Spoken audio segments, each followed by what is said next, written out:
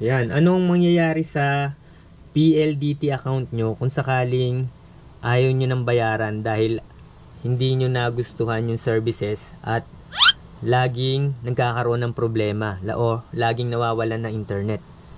So, panoodin nyo yung video na to kung ano yung gagawin ninyo. So, unang-una nyan, kahit halimbawa hindi nyo binayaran yan at naputol na yan, na-restrict na yung account ninyo, continue pa rin yung bill nyan, dire-diretso yan hanggang sa lumaki. Yan yung magiging problema mo.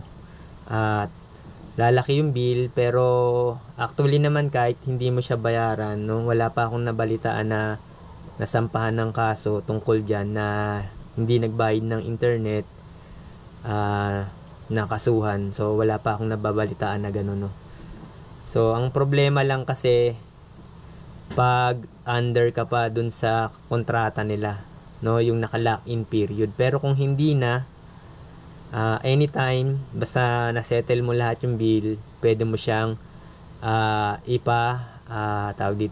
ipa-disconnect. Pero hindi yung basta disconnect lang na pababayaan mo kasi magdederecho yung account na yan. So wag nyong pabayaan kasi ito na experience ko, lumaki yung bill ko. So panoodin niyo yung video na to.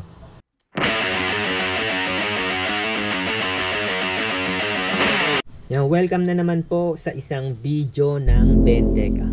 So i-share ko lang po sa inyo yung experience ko about dito sa PLDT, no. Kasi nag-LOS siya nung mga May. So I decided na iputol na lang o ikat na lang yung service. So ni-report ko, tapos nagkaroon ng trouble ticket, then pinuntahan dito. So nung pinuntahan ng tech, masyadong malayo kasi yung napbox ko, tapos hindi niya na-trace kung saan yung putol. So may bumalik din naman, kaya lang kasi ayoko na rin talaga kasi every time na nagpapaano ako sa kanila, ganun yung senaryo. Malayo yung napbox, mahirap i-trace, kailangan ko pa ng kasama kasi nag-iisa lang siya. So kasi actually meron na akong uling bagong connection, which is hindi na PLDT. So ganito yung tumawag naman ako sa customer service. Kaya lang hindi ko na kasi binayaran yung bandang part ng May siya nawalan, yung April hindi ko na binayaran kasi medyo naiinis din ako dahil nga hindi nga na restore agad nga nung time na yon. So pinabayaan ko. So akala ko yung bilihin tunas.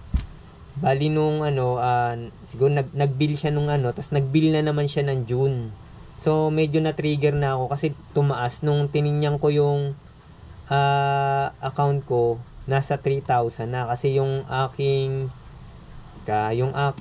plan, pina-downgrade ko. Ang aking plan plan 1699, no? Parang 17. Gatingnan ko nandito yan nag-message ako, no. So ito yung ko, ang balance ko ay 3,123.97.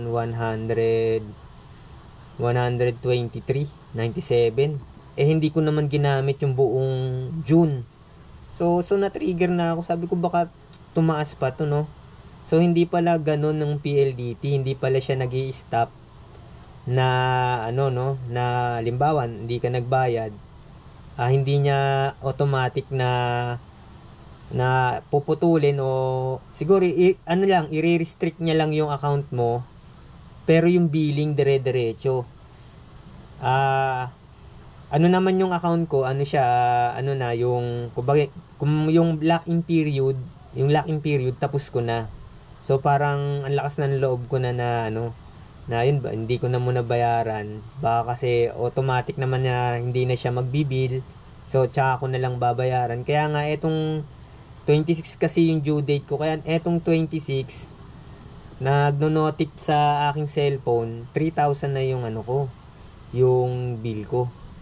Kaya ito, yung Kasi ang mahirap din sa kanila nung, 'di ba, pumunta yung tech, kinlose yung ticket kasi ang basihan nila yung ticket number para mag-rebate ng ng services na wala.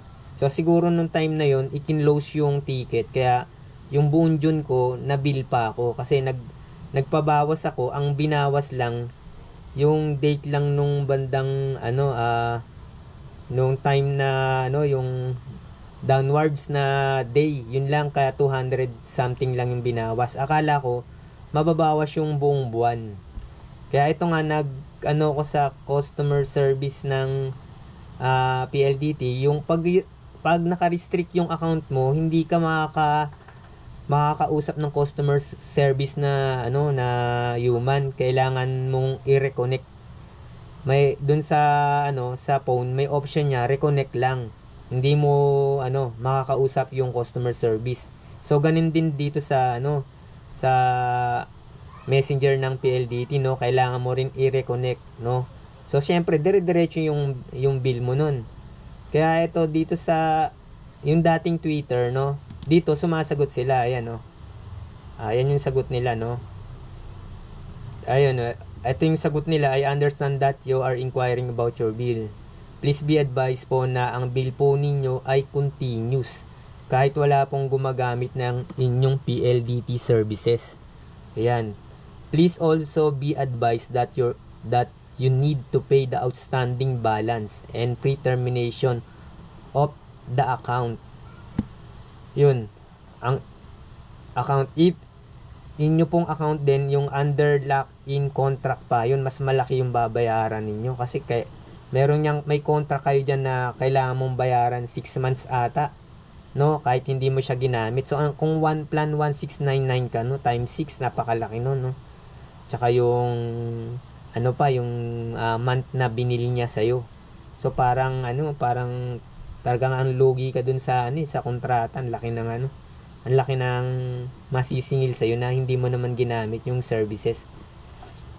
So ito lang yung payo ko dun sa may mga PLDT, Converge, Globe. Huwag niyong pabayaan yung account niyo kasi baka balang araw kailanganin niyo rin sila.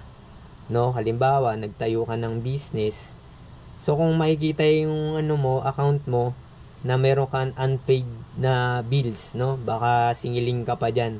Tsaka hindi ka ma-approve na makabitan ng internet o anumang services na ino-offer nila. Ayan, ang tagal ko nga itong kausap, halos maghapon ko itong hindi na ako nakagawa. Sumasagot naman sila dito sa x.com. Ito yung dating Twitter. Ayan, ito yung account nila, PLDT Cares, ito yung dating Twitter. Ayan, so ang ginawa ko, ayun, ito nga so kung makikita nyo dito,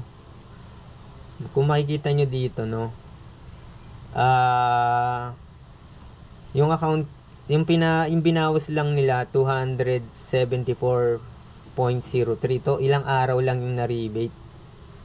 So akala ko mababawas yung buong isang buwan, so hindi pala. So yun nga, nagkamali ako. Ayun, charge to experience, nakapagbayad ako ng 1 month na hindi ko ginagamit, plus yung nakaraang buwan pa na hindi rin nagamit na services, binayaran ko rin. So kailangan po, pagka talagang wala kayong services na walang internet connection kayo, kailangan kahit na-close yung ticket, tumawag pa rin kayo kasi yun yung basihan nila, yung ticket number para magbawas, para mag-rebate ng mga day na wala kayong internet. Yan. Yun lang. Yan. Tingnan natin dito sa baba, Tingnan natin dito sa baba. Ayan. So ito yung requirements, Ang tagal namin nag-uusap. So ito yung requirement, kailangan nung ID nyo, tapos merong letter, yung duly signed letter of undertaking, Ito yung example, ni-research ko. Ito. Ilalagay ko na lang yung link, sa gustong ipa-terminate ng maayos yung mga line nila sa PLDT. So ito, nyo lang to, pilapan ninyo. Tapos hindi ko kasi pwedeng ibigay yung ano no, for security, hindi ko mabibigay yung mga service order number no. Tatakpan ko na lang. Ayan, binigyan ako ng service order number. Ito yung mahirap dito pag hindi mo na ibigay yung documents na kailangan nila. So nag-generate na ng service order, pero doesn't mean na nakat na yung line mo. So kailangan mo magpasa ng documents. Ayun nga, kailangan ng ID, yung with picture, with signature, tapos yung duly signed letter of undertaking. Ito nga yung example. Then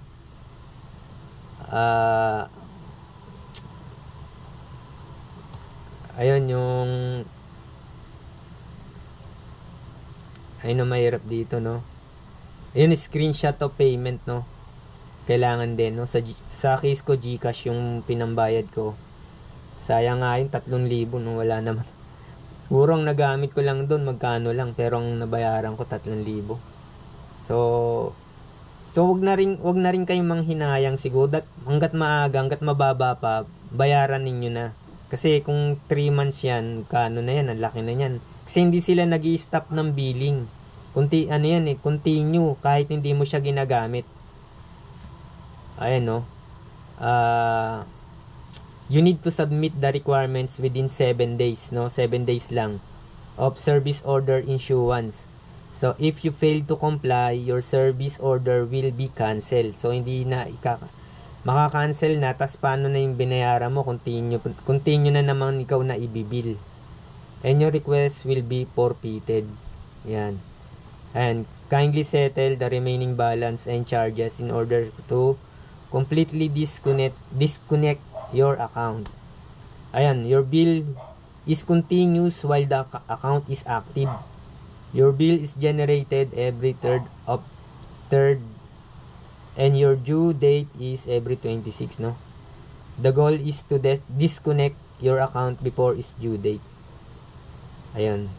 Yan, please ensure that your mobile number is active as you might receive call from dedicated team. So actually naman, ito pag hindi mo to na-settle, ayun nga, lalaki yung bill, tapos makakatanggap ka na ng text message dyan na naniningil, kukulitin ka na yung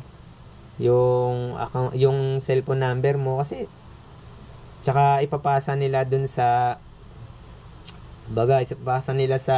agency na maniningil sa'yo, o abogado, ganyan chuchu. Pero actually wala naman siyang dyan no, wala pa akong nabalitaan na sa court no, na hindi nagbayad ng internet. So ang maganda lang kasi, halimbawa lang magnenegosyo ka, kung isa lang ang provider doon no, kung kunyari PLDT lang, so hindi ka mabibigyan ng ng linya kung may records yung pangalan mo. Yun lang yung maganda. Linisin yung pangalan mo, ma-settle na maayos. Ako nga pinagtiyagaan ko yan na yung lock-in period, nakapag-upgrade pa ata ako no, yung bill ko 3,000. So pag nagkaka-problema yung line na yan, talaga parang nakaka-stress kasi 3,000 yung babayaran mo. Tapos mawawalan ka ng internet ng halos 1 week, 2 week. Yan. Tsaka kung magpapakabit kayo, titingnan nyo rin yung pinakamalapit na poste, yung may knockbox sa inyo, kasi mas madaling gawin yun kesa malayo. Tapos minsan alam nyo naman yung wiring sa Pilipinas, sa labat, mahirap na i-trace yan kasi ibang pang trace ng fiber no, nilalagyan ng laser o ilaw. Ngayon pag hindi tumagas yun, nakat doon, kung mahaba yun, mahirap i-trace. Hindi tulad ng copper, may pang trace sila na tumutunog kung nasaan yung cut, tapos dinudugtong lang pag copper. Yun yung time na ang internet pa ay DSL. Yan. Yun lang yung kung merong knockbox na malapit sa inyo, doon kayo magpa-connect.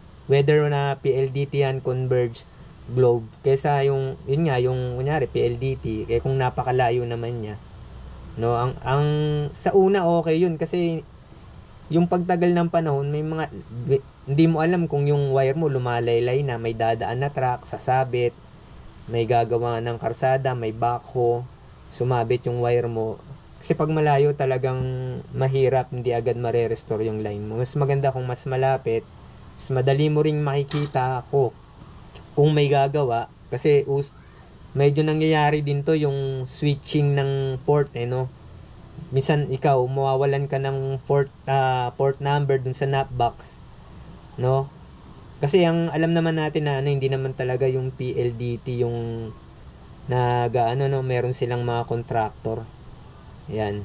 Yan din yung nagiging problema minsan no, nawawalan ng ng port dun sa box kung saan nakakabit ka. Yan. Yan, titingnan nyo rin kung may gumagawa. Minsan mawawalan ka ng internet, tapos kapitbahay mo magkakaroon.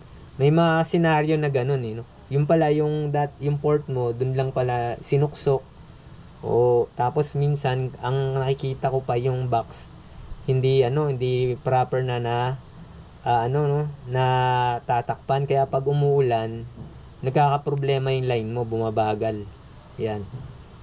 So yun lang po, share ko lang po yung experience ko sa PLDT. Ang purpose ko dito ay masettle ko na maayos, kasi baka kailanganin ko rin yung services nila someday kung sakaling linya ako uli ng PLDT. So yung linya ko kasi ngayon hindi na PLDT. May isa pa akong line na PLDT pero hindi na nakapangalan sa akin. Yan. Kasi importante rin yung nyo no, yung name nyo na malinis sa PLDT. Yun lang po, hanggang sa muli. Hanggang sa next video. Maraming salamat.